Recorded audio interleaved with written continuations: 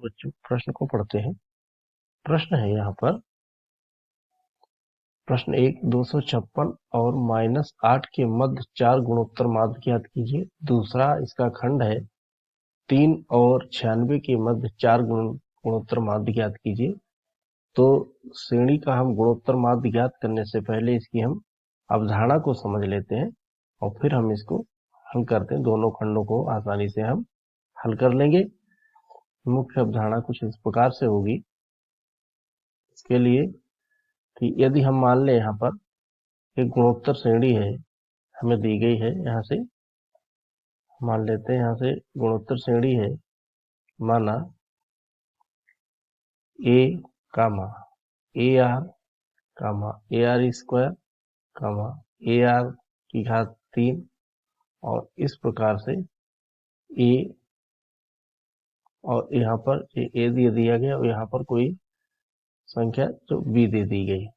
तो यहाँ पर हम देखते हैं कि ए आर स्क्वायर और ए आर क्यूब माध्य है। इन गुणोत्तर माध्य को हमें ज्ञात करना है। तो इसी प्रकार यहाँ पर हमें पहला जो दिया गया है फिर हम इनको हल करते हैं आसानी से, जैसा कि हमने अवधारणा में चर्चा कर ली इसकी। और हमें दिया गया जैसे पहला है 2 संख्या दी गई हैं। हमें पहली संख्या यानी प्रथम पद दिया गया यहाँ से 256 और उसके भी 4 गुणोत्तर माध्य ज्ञात करना है। तो हम यहाँ पर मान सकते हैं, माना जो 256 और -8 है इनके बीच गुणोत्तर माध्य कुछ इस प्रकार से होंगे। तो जो श्रेणी बन जाएगी हमारे पास 256 ए r square A R cube और ए आर की घात है -8। तो इनके बीच हमें 4 गुणोत्तर माध्य ज्ञात करने हैं। तो हम जानते हैं कि जो श्रेणी का nवां पद होता है गुणोत्तर श्रेणी का, उसको हम लिखते हैं ए आर एन की घात n-1। तो यहाँ पर हम देखते हैं कि प्रथम में 4 गुणोत्तर माध्य हैं, तो कुल पदों की जो संख्या है वो हो गई हमारे पास n बराबर मिल गया हमें 6। तो t 6 बराबर हो जाएगा यहाँ से ए आर की घात, यहाँ पर हम लिख सकते हैं 6 - 1। तो यहाँ पर इसको हम लिख देंगे ए आर की घात 5। तो और ये छठा पद जो है वो हमारे पास है -8। तो -8 बराबर -8 बराबर, और ये 256 जो है इसका प्रथम पद है ए, यानी ए बराबर हमें मिल गया यहाँ पर 256। तो यहाँ पर लिखेंगे हम 256 और आर की घात 5।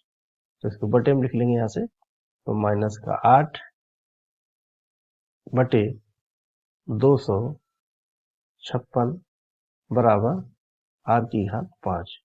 8 से भाग देंगे तो 8 × 8, 8 × 3 = 24 और 8 × 2 = 16।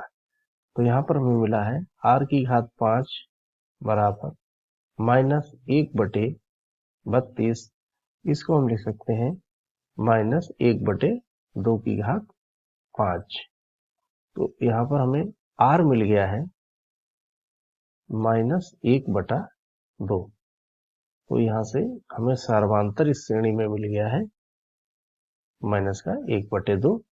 तो अब हम इसके 4 गुणोत्तर माध्य ज्ञात कर लेंगे। यानी पहला हमें दिया गया है गुणोत्तर माध्य, यहाँ से पहला हम गुणोत्तर माध्य यहाँ से ज्ञात करते हैं। वो हो जाएगा हमारे पास यहाँ पर ए आर। तो ए आर बराबर हो गया, ए हमें दिया है 256 और बटे में -1/2, क्योंकि ए आर है तो यहाँ पर हो जाएगा -128। इसी प्रकार दूसरा गुणोत्तर माध्य ए आर स्क्वायर, तो यहाँ पर हुआ 256 का स्क्वायर होगा तो 1/4 हो जाएगा। तो ये हो जाएगा 4 × 24 और यहाँ पर 1 4 × 16। तो ये हो गया यहाँ पर 64 और तीसरा हो जाएगा AR क्यूब, ये हो गया 256 और यहाँ पर हो जाएगा माइनस का 1/8 में 24, 8 दूनी 16, 8 तो ये हो गया माइनस का 32। और इसी प्रकार निकाल देंगे हम चौथा AR, एक 2 3 और 4, चारों हम यहाँ पर प्राप्त हो गए हैं। अब हम दूसरा खंड इसका हल करते हैं, जैसा कि इसमें हमें दिया गया है। तो एक खंड हो गया और दूसरा खंड हमें ज्ञात करना है। दूसरा खंड जो है हमारा वो कुछ इस प्रकार से है। दूसरा खंड हमें दिया गया है यहाँ पर 3 और 96 गुणोत्तर माध्य। तो हम दूसरा खंड हल करते हैं 3 और 96 के बीच के लिए। इसी प्रकार 3 तथा 96 के बीच 4 गुणोत्तर माध्य। तो आप लिखेंगे यहाँ से 3 AR स्क्वायर AR क्यूब और AR यहाँ से AR 4। यहाँ पर हमें चौथा भी ज्ञात करना है, एक घात यहाँ पर 4 लिख देंगे। इसको हमें यहाँ पर ज्ञात करना है और यहाँ पर जो अंतिम पद है वो हो जाएगा यहाँ पर 96। तो उसी प्रकार इसको हम लिख देते हैं यहाँ से। तो यहाँ से हमें जो मिलेगा 3 बराबर 96 और R की घात यहाँ पर हो जाएगी 5। तो यहाँ होगा 3/96 बराबर, यहाँ पर हुए हमारे पास 1 2 3 4 5 6 हुए, घात कम हो जाएगी तो 5 हो जाएगा और ये हो जाएगा R की घात 5।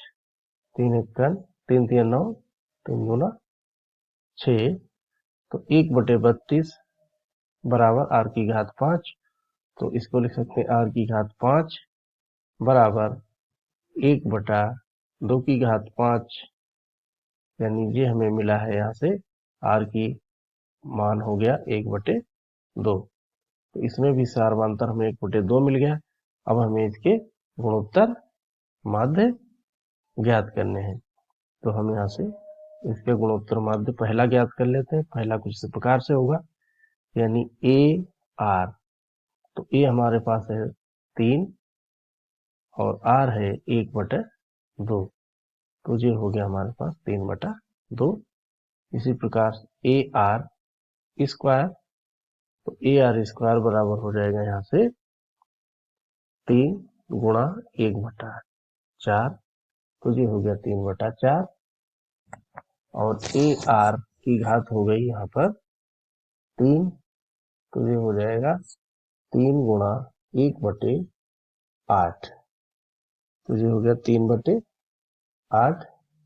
और इसी प्रकार जो चौथा होगा AR की घात यहाँ पर 4, तो यहाँ पर लिखेंगे 3 गुणे 1/2 की घात 4, तो ये 16 हो जाएगा 3/16। तो इस प्रकार हमने 3 और 96 के बीच 4 गुणोत्तर माध्य ज्ञात कर लिए हैं। और अब हम यहाँ पर हम देखते हैं 1 2 3, चौथा हमें यहाँ पर ज्ञात करना है, तो छूट गया था। तो ये हो जाएगा यहाँ पर AR की घात 4, तो A हमारे पास है 256 और गुणा में हो जाएगा 4, यानी यहाँ पर हो जाएगा 1/16। तो यहाँ पर जो हम इसकी भाग देंगे तो ये आ जाएगा 16। तो इस प्रकार हमने यहाँ पर 256 और -8 के बीच 4 गुणोत्तर माध्य ज्ञात कर लिए। और पुनः हमने 3 और 96 के बीच 4 गुणोत्तर माध्य ज्ञात कर लिए। और आशा करते हैं आपके समझ में आया होगा। धन्यवाद।